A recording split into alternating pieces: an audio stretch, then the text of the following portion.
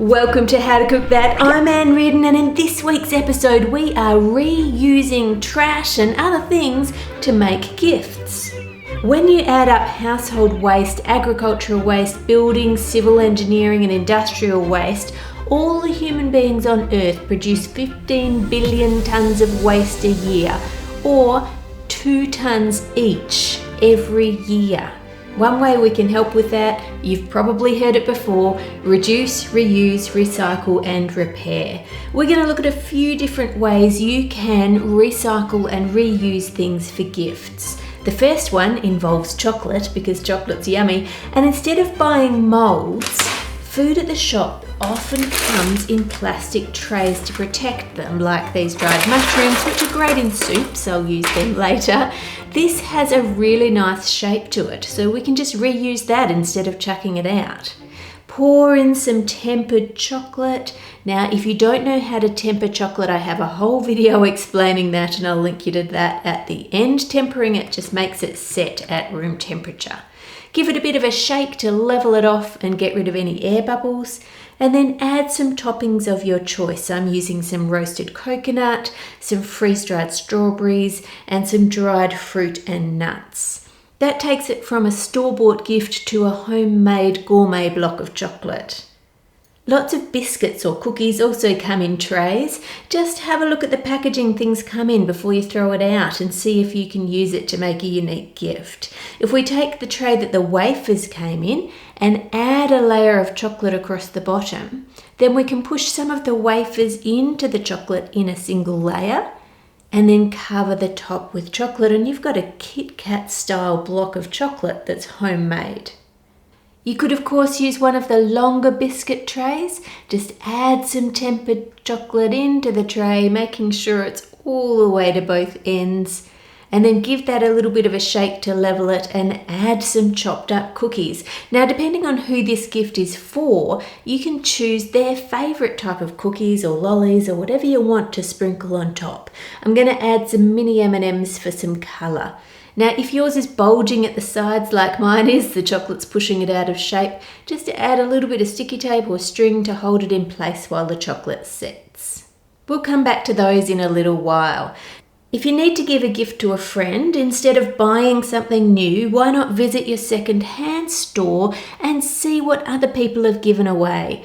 It's going to be different every time you visit, obviously, but normally you can pick up some nice-looking glass jars and even some unique-looking things. Just take a look around the whole store for ideas.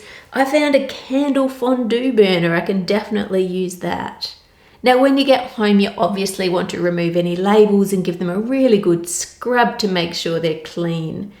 Now to make something to put in them. First, let's make some meringues. All you need for that is egg whites and sugar. You can add a little pinch of cream of tartar if you've got it, or a squeeze of lemon juice to help stabilise the egg whites. And then whip that on high speed until you get really stiff peaks. I'll write out all the recipe quantities for these on the howtocookthat.net website for you, so you can easily make them there. Pipe them onto a lined baking tray. You can make small little cute meringues or large ones, and then you just bake them in a slow oven to dry them out.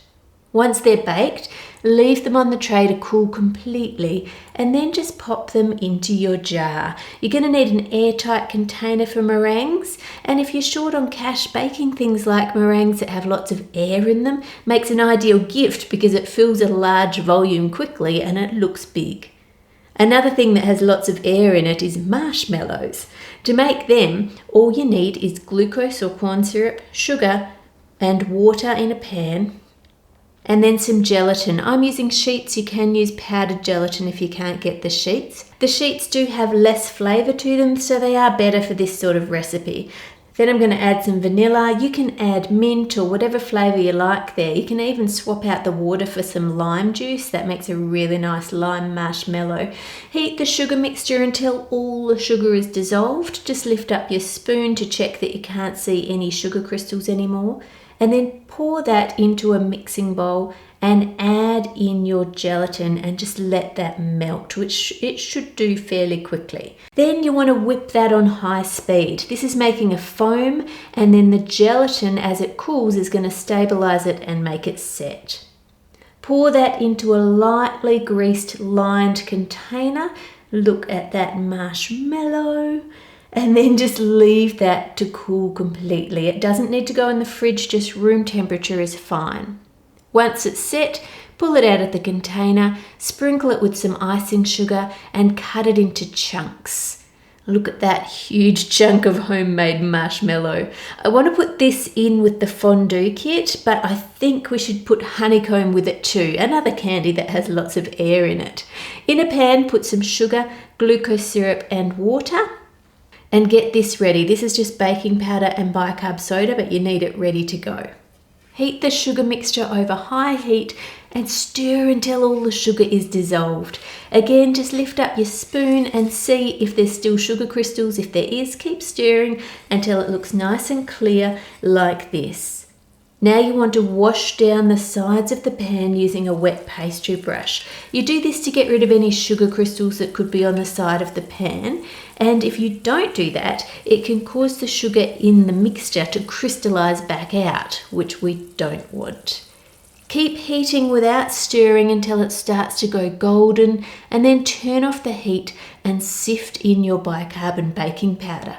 Give it a super quick stir. You don't need to stir this much, just enough to mix it in, and then tip it immediately into a lined baking tray, or you can use a lined heat-proof bowl.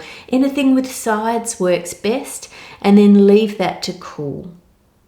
Then you can shatter that into chunks and store it in an airtight container or wrap it immediately so that it doesn't go sticky. Put the fondue burner into a box with some chocolate melts. You'd need to melt these in the microwave, and then the candle just keeps it warm. The candle's not going to melt it. And then add a bag of your homemade honeycomb and a packet of marshmallows that you made, and I have heaps of marshmallows left over too, and that makes a great homemade gift.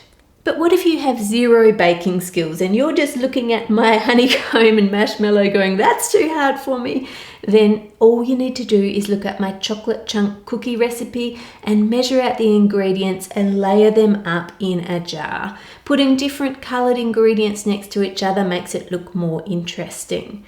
Write the instructions neatly on a label. They just need to add half a cup of melted butter and then bake the cookies for 15 minutes. And tie that onto the jar with string, and you didn't have to do any baking yourself. Now, before we check on our chocolate, let me tell you about the sponsor of this episode, Curiosity Stream. This is one of the best value streaming services you can get. It's just $14.99 for a whole year if you use the coupon code HowToCookThat when you sign up. And there is so much on there that I want to watch. They have thousands of curated original documentaries and shows about things like history, nature, science, tech. Check out this 2-story camera, and so many other topics. There's even an episode about innovations in recycling plastic waste. Can you believe this building is made from recycled plastic? They made all these air bricks and locked it all together. It's pretty impressive.